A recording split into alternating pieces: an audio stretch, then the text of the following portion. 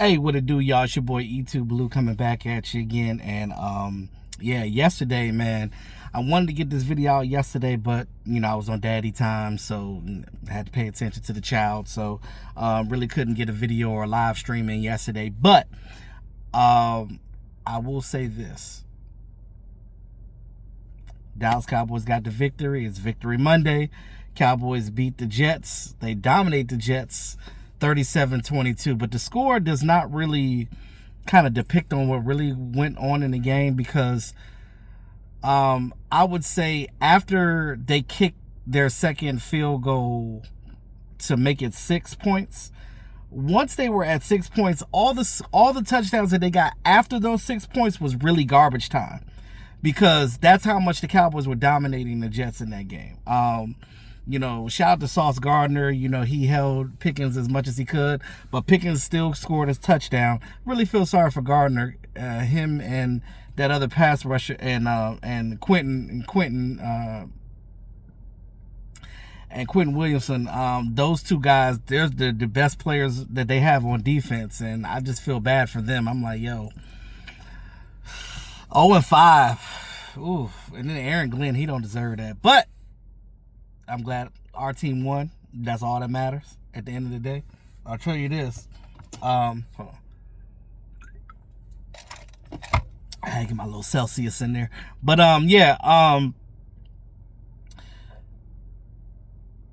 that game shows that your offense the fact that, and I don't want to say anything bad about Mike McCarthy. I hate that, because I really like Mike McCarthy. I think he was a good coach, but he was just old school. And some coaches get set in their ways and they don't want to change or innovate. We finally have a coaching staff now that's innovative and doing things to match rate with the way that the NFL is moving. I said before how much credit I gave Kansas City coach Andy Reid, even though he's an older style coach. The fact that he's able to keep up is because he's open to innovation, and he's open to what his quarterback and tight end and whatever other players on the team bring to him. And if they practice and it works and it makes sense to what they're doing, they're going to keep doing it. So I think that's awesome. I'm loving what Brian Schottenheimer is bringing to this team. Both him, Clayton Adams, and Connor Riley, all three of those offensive guys are doing their thing with this offensive line, with this running game, because that was what the Cowboys were missing, was the running game. Because you can't ask, I don't care what quarterback it is, I don't care if it's Pat Mahomes or Jesus Christ himself, you are not asking your quarterback to do everything by themselves. Even Tom Brady, when he was playing, wasn't doing it by himself. He had a dominant defense when he was playing. So my point is, you have to have a complete team. And when the Cowboys win, they're complete. The running game is going good. The passing game is going good, because the running game opens up the pass game. Then the defense starts getting pressure because they're not out there 40 minutes at a time all gassed out. They're able to rush the passer. They're able to think clearly. Although Jack Sanborn and some of those guys got out of the game, it gave opportunity for Shamar James to come in. Now you can tell the reason why Shamar James is a backup. He was getting a little gassed out there, and understood, because he hasn't played that much, and he's new to the NFL. This is his rookie year. Understood why our starters are our starters, right? But shout out to those young guys going out there and playing hard. I love what they did. Defense got sacks. Funny story. And I don't mean to cause no drama here when I say this, but James Houston has 3.5 sacks right now. Micah Parsons got 2.5 sacks right now over there with the Green Bay Packers. I'm just saying. I'm not trying to be messy. I'm just saying. But whatever. It is what it is. This defense still needs to get better.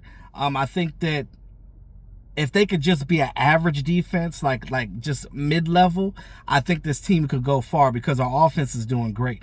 The fact that Dak Prescott went out there with one starter on his offensive line, it was 4 replacements 4 backups playing on that offensive line. 4 of the 5 were backups on that offensive line backing up Dak. Protecting Dak. Although Dak did get hit a couple of times, it's cool. I mean, he's fine, but they played pretty well. And I like, and that just goes to a test of the coaching staff. Shout out to Clayton Adams and Connor Riley getting these guys ready to play and getting the right guys where they need to be. Shout out to TJ Bass and Nate Thomas. Oh my God, like he out there playing better than Guyton. Better watch out, Guyton. Don't get hurt too many times. Nate Thomas might take your job, homeboy. But yeah, I think Steele was the only starter out there. Shit. Everybody else was balling. Like, and then the fact, shout out to Javonte Williams. He got 2 total touchdowns. He had a rushing touchdown and a receiving touchdown. Jake Furr got 2 tutties. And then Pickens got his 43-yard touchdown. Shout out to George Pickens and not crashing out on us. And Flournoy. Let's not forget Flournoy. Flournoy, I think that's how you say his name. Flo. I'm just going to say Flo. 116 yards. Can we get a shout out for that? 116 yards is a backup. Like, Ryan was out there balling. He was balling. And much credit to those guys on offense. Dak Prescott got these guys rolling, and I'm loving what I'm seeing on offense. I know the defense needs to, get better, but they didn't play a bad game. I know everybody's going to say, oh, well, it's the Jets. First of all, the Jets have played everybody this year close. I don't want to hear that it's the Jets or it's the Panthers, because the Panthers won this week, yesterday. And did y'all know that Rico Dowdle had over 200 yards, like 230 yards rushing? Did y'all know that? Did y'all know that Rico Dowdle got 230-something yards yesterday rushing? You know how I know? Because the person I'm playing the fantasy went and picked up Rico Dowdle. He picked him up at the last minute, too. And they put him in the lineup. And he's going to beat me this week because Rico Dowdle gave him 40 fantasy points alone. And I'm like, God damn. Rico Dowdle ain't did that all year. But you wait till... I swear, things work in weird ways nowadays. Like, I don't understand that. But we play the Panthers next week. So let's not... And I say that to say that just because the Jets or the Panthers or whatever, you never discount any team. The Broncos got a great defense, and they just beat the Eagles yesterday. Now the Eagles are no longer undefeated. So, with that being said, it's any given Sunday. Any NFL team can beat any NFL team. I don't want to hear how lowly you think those guys are. It is what it is. Now, I do feel sorry for the Jets. But they'll turn around. They'll get a win here and there. Just glad it wasn't on us. But at the end of the day, I don't want to hear nobody say, oh, it's just the Jets. I don't want to hear that shit. Because y'all was all on Breece Hall's nuts prior to that.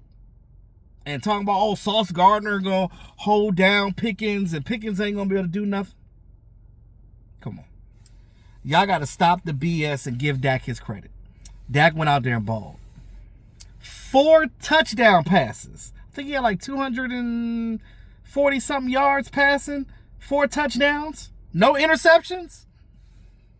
And if Pickens would have caught that ball where Dak threw it in between 2 defenders, it was daylight. That would have been another touchdown. That would have been just a 60-yard run for a touchdown. But shout out to Javonte for balling.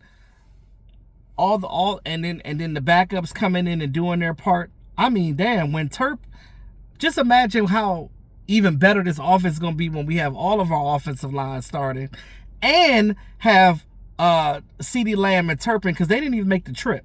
So, because they were injured. But imagine if both of them were in the game. Oh. I'm not trying to be a homer or anything. I'm just saying. I'm liking what I'm seeing with this offense. I know we just gotta 1 week at a time, right? Got the Panthers next week. Do not look over any team. You play your teams. You play these teams like they're professional players, because they are. Their players get paid just like your players do too. And if you're not paying attention, they will whoop your ass, just like any team can do. It's any given Sunday. So with that being said, let me know what you guys think about the game in the comment section. Cowboys get the dub. Cowboys are now 2-1. So let's stack these wins up and see if we can, see what we can do. Shout out to Shotty. Shotty out here got this team, this new culture, and they're buying into it, and I love it. So like, share, subscribe to the channel, man. It's your boy E2 Blue, always keeping it real. Y'all have a great Monday.